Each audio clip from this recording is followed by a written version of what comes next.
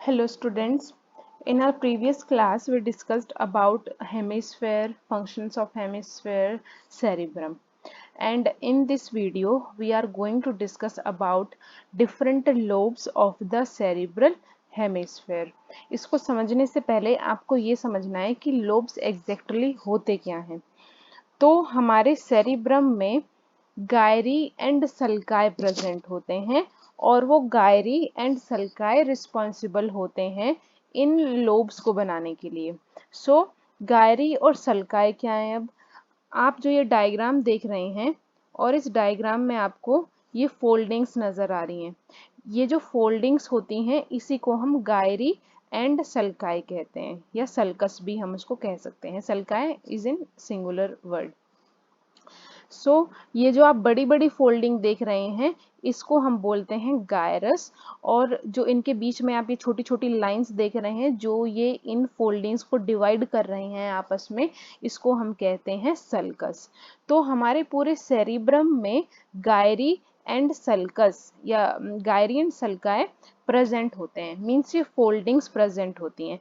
और इन फोल्डिंग्स की वजह से ही हमारा जो ब्रेन होता है, सेरिब्रम में हम ब्रेन में हम सेरिब्रम की बात कर रहे हैं, तो सेरिब्रम क्या है? डिफरेंट फोल्डिंग्स की वजह से, ज़्यादा फोल्डिंग्स की वजह से हमारा ब्रेन डिवाइड हो जाता है डिफरेंट लोब्स में।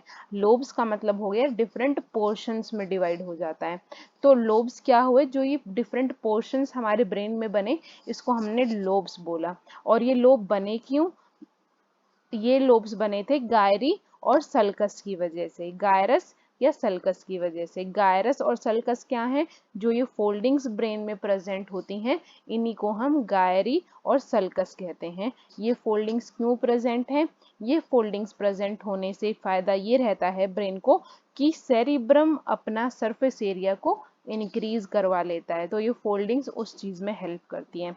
अब सेरिब्रम में डिफरेंट एरिया के या डिफरेंट लोकेशन के अकॉर्डिंग सेरिब्रम में ये लोब्स डिवाइड हो जाते हैं इनटू 4 पार्ट्स। और उन 4 पार्ट्स वो कौन कौन से हैं?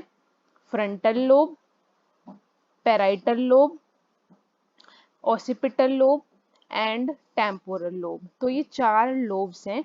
हमारा सेरिब्रम में जो लोब्स प्रेजेंट होते हैं वो 4 लोब्स प्रेजेंट होते हैं। उन 4 लोब्स के नाम थे frontal lobe, parietal lobe, occipital lobe and temporal lobe. अब ये जो लोब्स डिवाइड हैं, अलग अलग लोब्स डिवाइड कर दिए गए। इन्हीं लोब्स के अकॉर्डिंग अब हमारी क्या है? डिफरेंट लोब्स रिस्पॉन्सिबल होते हैं डिफरेंट टाइप ऑफ फंक्शनिंग की हमारी बॉडी में। तो अब बात करते हैं कि फ्रंटल लोब फ्रंट का होता है, parietal lobe just behind the frontal lobe is parietal lobe, and parietal lobe के पीछे कौन सा प्रेजेंट होता है? Occipital lobe. और फ्रंटल लोब के नीचे वाला जो लोब प्रेजेंट होता है उसको हम कहते हैं टेम्पोरल लोब। अब बात आती है कि फ्रंटल लोब और पैराइटल लोब के आपस में तो डिवीजन, अलग अलग लोब हैं तो आपस में कोई इनको डिवाइड भी कर रहा होगा और एक कनेक्शन भी बनवा के रख रहा होगा। जो डिवीजन करवा रहा है फ्रंटल लोब का और पैराइटल लोब का, उसको हमने नाम दिया सेंट्रल सल्कस।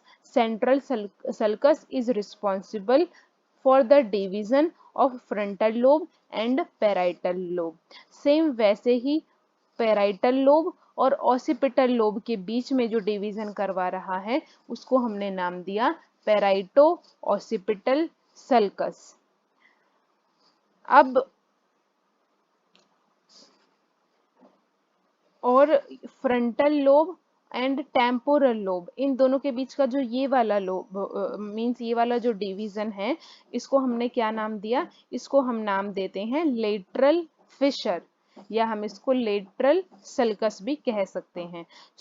फ्रंटल लोब और पैराइटल लोब को जिसने डिवाइड किया that is known as lateral fissure. अब बात आती है कि ये हो गए डिफरेंट लोब्स, और इन डिफरेंट लोब्स को आपस में डिवाइड किसने कर रखा है? That was central sulcus, पैराइटो occipital sulcus, ये सारी चीजें। नाउ जैसा कि मैंने आपको अभी बताया कि जो हमारे ब्रेन में सेरिब्रम में डिफरेंट लोब्स प्रेजेंट होते हैं वो रिस्पॉन्सिबल होते हैं डिफरेंट फंक्शनिंग के लिए हमारी बॉडी में। Frontal lobe is responsible for planning, decision making, speech and all.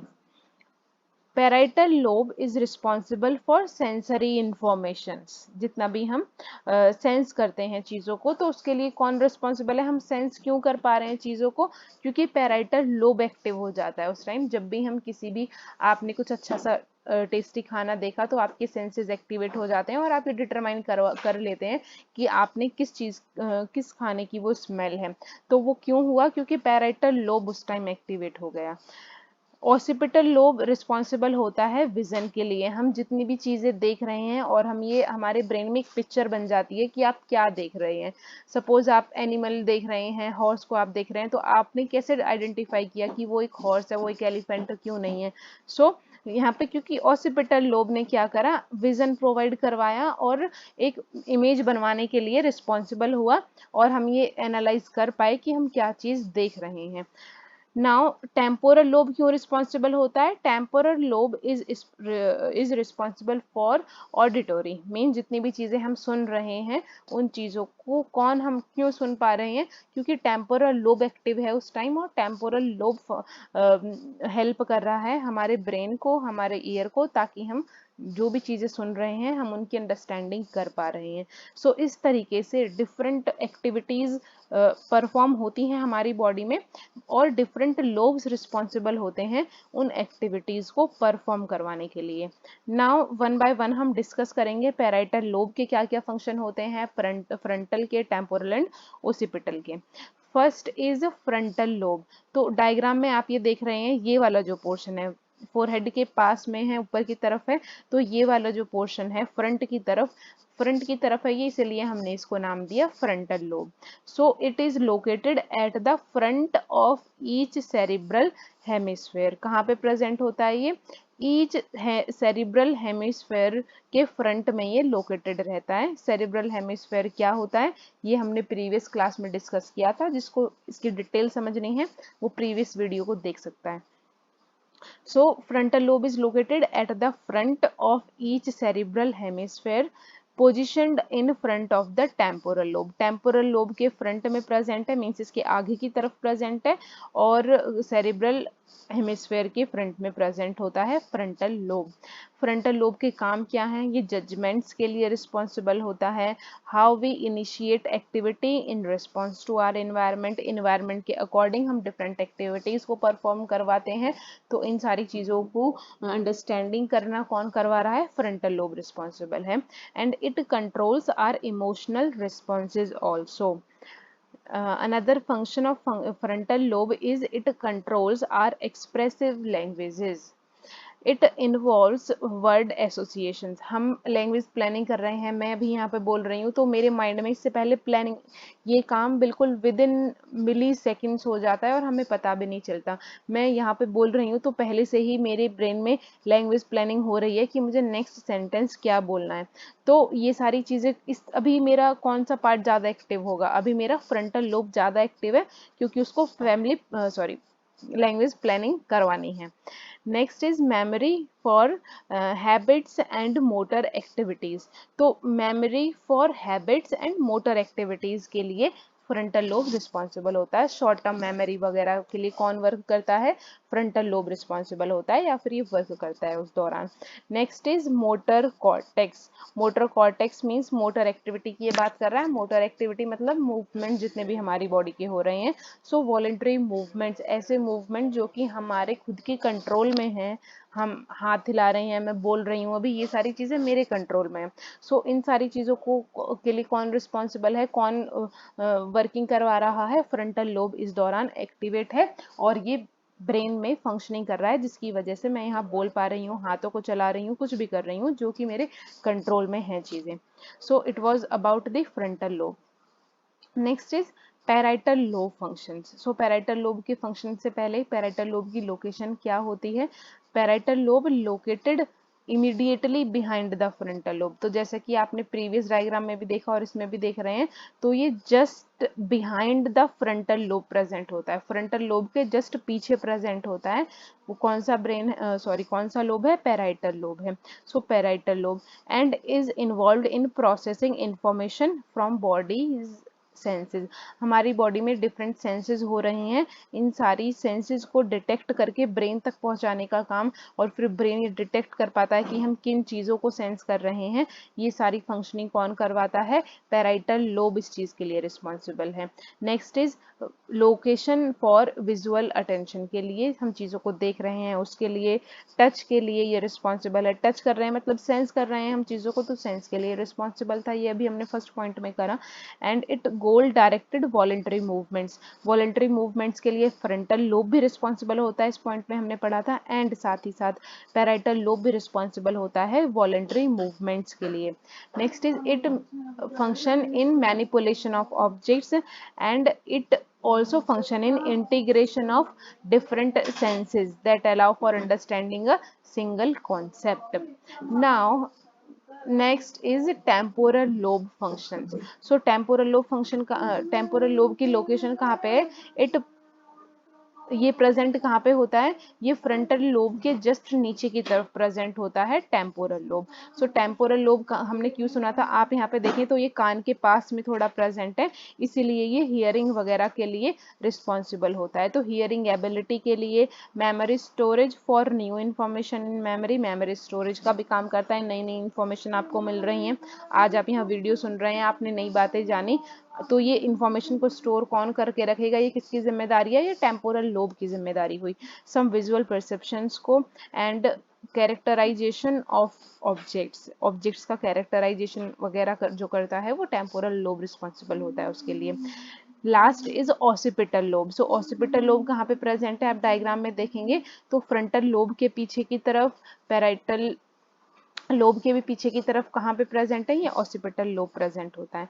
So occipital lobe किस चीज के लिए रिस्पॉन्सिबल होता है, विजन के लिए रिस्पॉन्सिबल होता है, हम जितनी भी चीजें देख रहे हैं उस चीज के लिए रिस्पॉन्सिबल होता है। अब यहाँ पे इसने बात की है कि ऑसिपिटल लोब डिफेक्ट्स प्रॉब्लम्स, कौन कैसी कैसी प्रॉब्लम्स आ सकती हैं अगर ऑसिपिटल लोब में ये अगर अपना फंक्शन अच्छे से ना कर पाए तो first is defects in vision, vision में ही देखने में ही दिक्कत आ सकती है, या फिर difficulty with locating objects in environment, environment में आप डिफरेंट ऑब्जेक्ट्स को देख रहे हैं और ये उन ऑब्जेक्ट्स को डिटेक्ट करवाने में आपको डिफिकल्टी हो रही है कि आप क्या ऑब्जेक्ट को आप देख रहे हैं बट आप ये आइडेंटिफाई नहीं कर पा रहे हैं कि आप क्या ऑब्जेक्ट देख रहे हैं।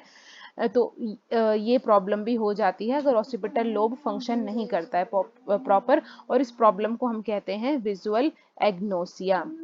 Next problem of occipital lobe defect is difficulty with identifying colours. तो आप ऑब्जेक्ट को क्लियरली देख तो पा रहे हैं, आप आइडेंटिफाई भी कर पा रहे हैं कि आप क्या ऑब्जेक्ट देख रहे हैं, बट आप ये आइडेंटिफाई नहीं कर पा रहे हैं कि आप किस कलर का वो ऑब्जेक्ट है। इस चीज में डिफिकल्टी आना, इस प्रॉब्लम को हम कहते हैं कलर एग्नोसिया।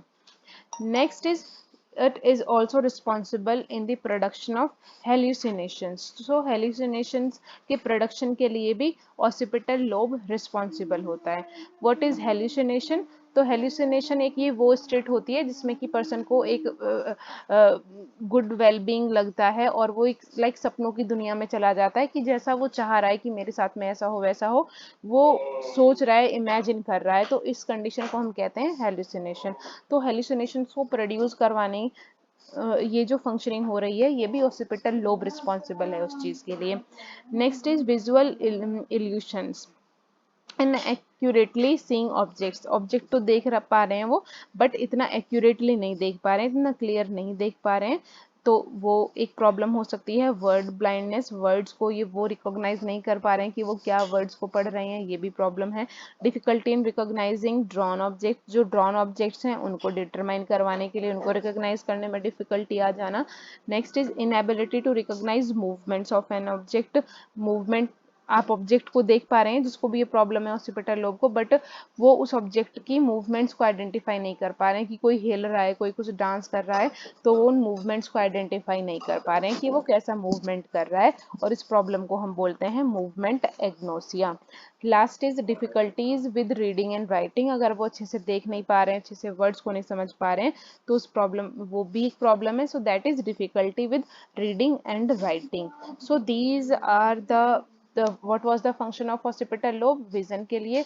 और विजन, ऑक्सीपिटल लोब अगर अच्छे से फंक्शन ना करे तो क्या क्या प्रॉब्लम हो सकती हैं बॉडी में, वो सारी चीजें इसने यहाँ पे बताई हैं। सो इस वीडियो में हमने पढ़ा different lobes of cerebrum, 4 lobes के बारे में, कहाँ पे उनकी लोकेशन है और क्या उनके फंक्शंस होते हैं, इस चीज के बारे में हमने डिस्कस किया। In next video we will discuss about cerebral cortex, limbic system, hippocampus. So it was all about today's lecture.